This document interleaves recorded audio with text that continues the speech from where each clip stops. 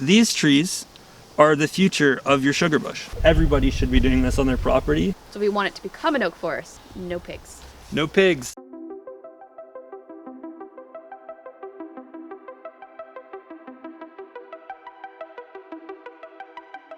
We're in the central Algoma region of Northern Ontario, ecoregion 5E on the shores of Lake Superior. We're on a slope, and you can appreciate that in all directions it's going down to the lake, so we've got to think about how we might affect that. But if you look north behind me, we're on the edge of wilderness. We've got upland forest that continues for kilometers and kilometers and kilometers to the north. So we've got to think about our effects on everything around us, not just the river downslope and the lake downslope, but also the woods to our north and the critters that might be using that. The forest type here, it's found throughout the Great Lakes, down towards the Muskokas and all the way over to the far sides to like Fort Frances area. It's sort of the line between north and south. You got some deciduous trees like maples, and you also got some boreal species. If you're looking for critters here, you'd probably find deer, wolves, bears, coyotes, foxes, all kinds of birds too. Heard pileated woodpeckers earlier this morning.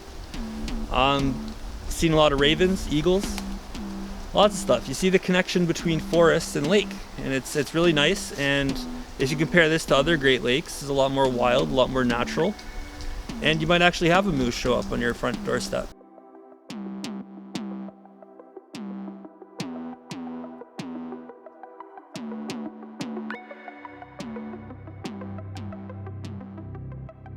It's not just about the live trees, it's also about maintaining the dead trees. But you can't just have big piles of dead trees around, or you run the risk of having fire hazards on your property. So to balance this, you've got to look around at other risks that are going on in the property too. So you have to look around at the types of trees here. Over here is an example. You've got some balsam fir trees, and these guys are really good fire starter. They're super flammable, and what they do in the forest, because they tend to be in the understory like this, is they take little fires down near the ground and they carry it up into the branches. But if you look around at the trees here, you've got a lot of deciduous trees, and you've got trees like hemlock that are pretty wet, and for conifers, they don't actually burn too bad. If this was a pine stand, for instance, you might want to think about maybe taking out some of these fir trees so fires on the ground don't get up into the trees and cause bigger problems. If you were surrounded by all pine trees or all boreal forest that's all spruce and just ready to go up whenever there's the first spark there, you'd have to think about it different. But compared to a boreal forest that typically has about 80-year burn cycles, deciduous forests typically burn once every 800 years. So fire is still natural here, it's still building up towards that point, but it's not as high risk. Forest fires have been our bigger problem out west, and there's been a few scares in areas like Parry Sound that have really got it on our radar. But don't be afraid to reach out to your local fire department or the M&R, and preferably both, to get them talking and making sure they're talking about landscape level fires, because when the fires get so big that it's a landscape level phenomenon, it's too big and too expensive to actually control, and we're mostly just trying to steer it away from the big cities.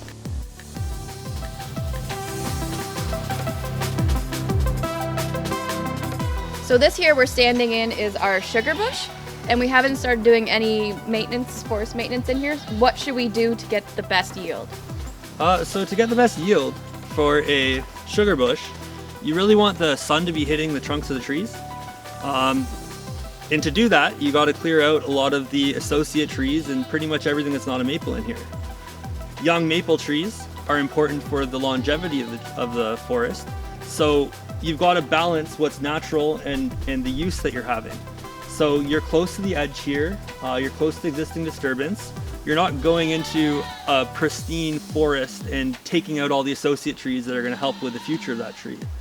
You're coming in here to make maple syrup, and so you can come in here and take out all these small trees, and that happens to be exactly what livestock's going to do. Okay. They're going to come in here and they're going to chew on just about everything they can reach, especially things like goats that like a little woodier stuff to chew on, but cattle and raspberry, and cattle will chew on a lot of the same things, and that does affect the forest, but it affects the forest in a way that's good for maple sap production because it helps bring more light into what's typically a dark, shady forest. So we could rotate our livestock when we're not producing the syrup to create a better producing area, and then move them out when we want to produce. Absolutely. So this is probably one of the biggest maples we found on the property so far. So would you think this is probably, how old would this be? Let's go with a nice even guess of 100. If you look around, as you can see, it's a lot bigger. So this tree's been here longer than most of these other trees. And it is maple, it's a later succession tree. So you know that when this was growing, for it to grow this straight before it's got branches, there was trees around here. Okay. So you know, for the life of this tree, this has been a forest, and it's been similar to this. Trees die, and you've got to manage your forest so that when trees die and gaps are created, the trees that grow into the gap are similar to the trees that are growing in your forest, or the forest type is going to change. When you've got a climax forest, like a maple forest, you want maples to be growing in the gap. And this is something you got to think about with livestock, because when your livestock come in, they might eat all the little maple trees in your forest, so that when a gap like that's created, you might get shrub species and stuff growing in there. We looked at an old big maple tree, and here we got a little guy. These guys are really important because they can stay about this height, or maybe up to about this height, for like 30 years, just waiting for a gap to open up in the forest. And then when a tree falls and the light comes down, they're ready to grow up and take over being a big tree in your forest. So this is a very good sign. These trees are the future of your sugar bush.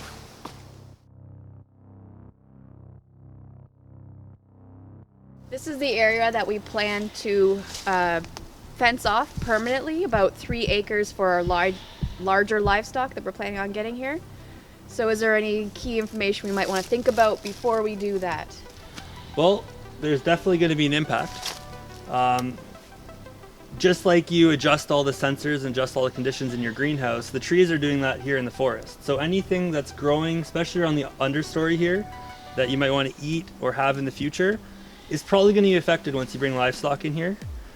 Just because they're going to be grazing everything they can reach, and they're going to be changing conditions in here, bringing in a lot more poop and things like that than would be here in a more natural environment.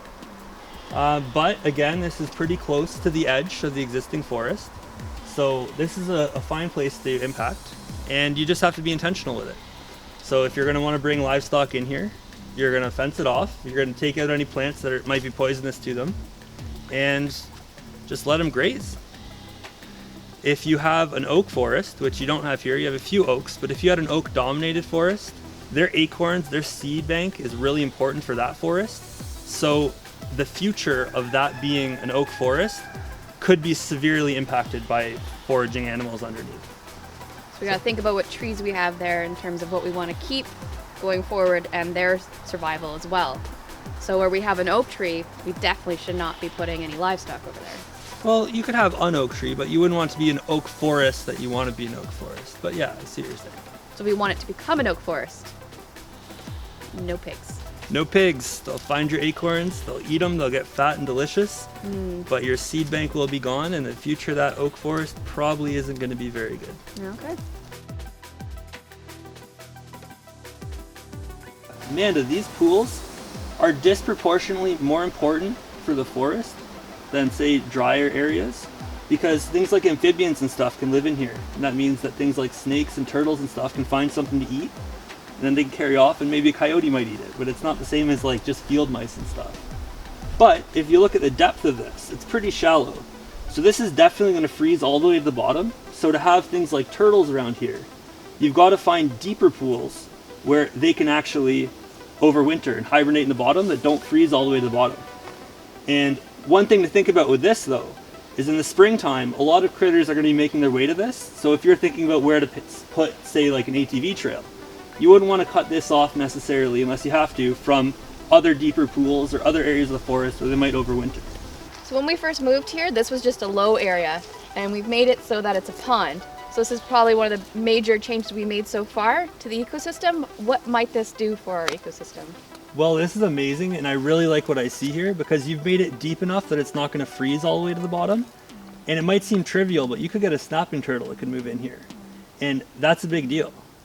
As you can see in there, there's tadpoles in there, there's green frogs. It looks like there might even be some bullfrogs in there. And these types of habitat tend to be what's called significant wildlife habitat because they can function for as habitat for species in a way that's really useful. on the landscape. You wouldn't necessarily want to put a lot of trails around here because you got to expect that things like snakes and frogs and stuff are going to be coming towards this area, especially in the springtime, but also in the fall to overwinter in there. The key point, if you're going to make a pond like this that you have hit, is you've made it over 4 feet deep, which is really good. And there's also a lot of leaf structure at the bottom. You might feel the temptation to try and scrape that stuff out, but that actually makes it so that your pond is functionally deeper. If you've got something that's around that 4-foot depth area where it might freeze all the way to the bottom in a cold winter, those leaves are going to make it so that there's soft mud and water and spaces for those critters that are hibernating in there to get underneath and find the shelter they need. If you did have a snapping turtle living in here and you took all that structure out, you might actually kill it the next year just because you took out that tree you didn't like the look of, or just because you didn't like the leaves and stuff in there. But this is very, very good, and everybody should be doing this on their property. Good job. So you mentioned balancing human needs and environmental needs. And this is a snag here. It's a dead tree, it's dying, rotting. It's got a little bit of a lean to it, so when it gets a little bit more degraded, it probably will fall over. So if this is right next to your house, I might suggest you take it down. But this loose bark that animals can get underneath, like up there in the tree, is really important habitat for things like bats. They use it for roosting habitat, places to have babies. And so it's disproportionately more valuable to the forest for those species. They also attract things like woodpeckers and stuff that come to eat the bugs that are going on there. With trees like this, as they start to rot, they shrink and expand as the water comes into it and they dry out as they start to rot, and that makes the bark get really loose. And that makes areas like in under this bark, better examples further up in the tree, where the animals can really get under there and live. So would this be the stage that would be best for bats, or do we want something a little bit younger? Or... This is a little bit far gone for bats. If you look around, there's examples of trees that are even farther gone. But what you really want is when it first starts to die, when it first starts to dry out, so that the tree is going to be there for a long time. You see those bat houses on the market? Those have to be located in a very good place. And dead and rotting trees tend to be much better habitat, much more usable than those bat houses. Just because if you get a tree like a maple tree that's dead and has loose bark on it, that loose bark habitat could be there like a natural bat house for 50 years. Now that was a great day. I feel like I learned so much about how I can use my property for human uses as well as keeping it ecologically sound. Is there any last minute advice to anybody else that might not have access to a will to help them out with their property? Be sincere in whatever impacts you have on the environment around you. All else fails, feel free to comment below at the Wilderstead video here and we can see what we can do for you.